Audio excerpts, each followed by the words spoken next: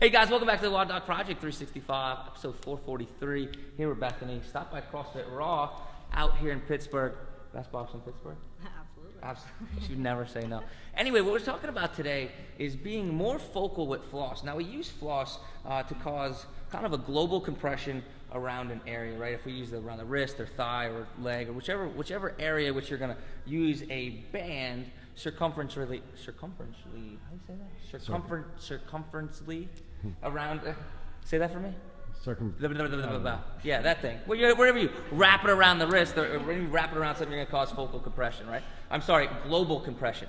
So if we want to be more focal, like be specific over certain tendons, we can show you a way to be more focal with floss. I got a question a couple days ago about Desquare vein syndrome. A couple people were having trouble with that. Now, Desquare vein syndrome is where we have this inflammation of these tendons. Move your thumb around for me, Bethany. Sorry, she hates when I call her Beth. So you see those two tendons right there? During Desquare veins, we'll get inflammation in these two tendons, and it can happen for numerous different ways, numerous different reasons. But here's what's going to happen. If we just put floss around like this and we do our traditional floss, it still has benefit, right? We could still start to mobilize the region. What we'd have her do is come like this, okay? And we have her move down. So what she'd do is come up, curl your thumb under, wrap your hands like this, and move on down. Now that itself is generally painful for somebody that has Desquare vein syndrome, right?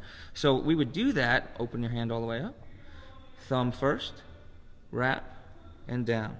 And we can mobilize through the tendon, but you can feel that there's not a lot of pressure over that tendon, right? It feels more as a global pressure around the wrist. So what we're gonna do is we're gonna change this up. We're gonna make this a little bit more focal. We're gonna take the first, let's say 8 inches or so of this mobility floss. We're gonna roll it backwards.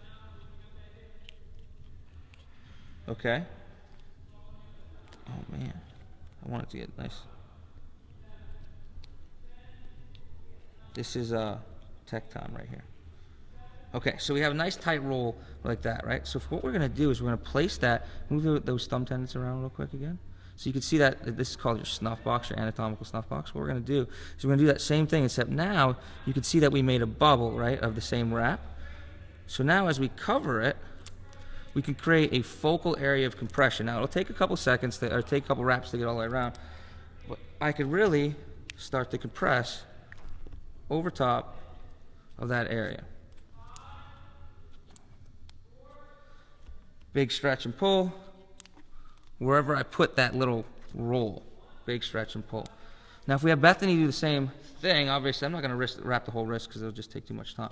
But if we have Bethany do the same exact procedure where she closes the thumb, wraps the thumb, and then comes down, she could probably say that there's more compression, there's more focal compression right over that area which we made that bubble, right? So a way, you can let go. So a way that we can add focal compression to a global mobilizer is by first rolling that little bump into a ball, right? Sound cool? Sounds awesome. All right. Bethany, thank you so much. Thanks. CrossFit Raw, thank you. Guys, until tomorrow, we're optimizing function to optimize performance.